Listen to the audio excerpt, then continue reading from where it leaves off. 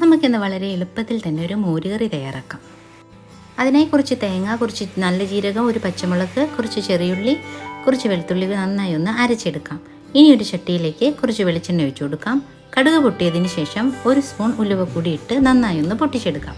ഇനി ഇതിലേക്ക് ചെറിയുള്ളിയും വെളുത്തുള്ളിയും വട്ടത്തിൽ അരിഞ്ഞൊന്ന് നന്നായി ഒന്ന് മൂപ്പിച്ചു കൊടുക്കാം. ഇതിലേക്ക് 2 വറ്റൽമുളക് കൂടി ഇട്ട് കൊടുത്തിട്ടുണ്ട്. ഇനി കുറച്ച് കറിവേപ്പില കൂടി ചേർത്തിളക്കി നന്നായി ഒന്ന് മൊരിച്ചെടുക്കാം. ഉള്ളിയെല്ലാം നന്നായി മൂത്ത് വന്നിട്ടുണ്ട്. ഇനി ഇതിലേക്ക് നമുക്ക് അരച്ചു വെച്ച അരപ്പ് കൂടി ചേർത്ത് നന്നായി ഒന്ന് ഇളക്കി കൊടുക്കാം. ഇനി ഒരു 1/4 ടീസ്പൂൺ മഞ്ഞൾപ്പൊടി കൂടി ചേർത്ത് നന്നായി ഒന്ന് വറ്റിച്ചെടുക്കാം. വളരെ എളുപ്പം തയ്യാറാക്കാൻ പറ്റാവുന്ന ഒരു അടിപൊളി മോരുകറിയാണിത്. ഇനി ഇതിലേക്ക് നമുക്ക് ആവശ്യത്തിനുള്ള ഉപ്പ് കൂടി ചേർത്ത് ഇളക്കി കൊടുക്കാം. അങ്ങനെ അരപ്പെല്ലാം വറ്റി വന്നിട്ടുണ്ട്, നന്നായി വെന്തിട്ടുണ്ട്. ഇനി ഇതിലേക്ക് മോര് കൂടി ചേർത്ത് നന്നായി ഒന്ന് ഇളക്കി ഫ്ലെയിം ഓഫ് ചെയ്യാം. തിളയ്ക്കേണ്ട ആവശ്യമില്ല. അങ്ങനെ അടിപൊളി മോരുകറി റെഡി ആയിട്ടുണ്ട്. എല്ലാവരും ഒന്ന് ട്രൈ ചെയ്ത് നോക്കണം.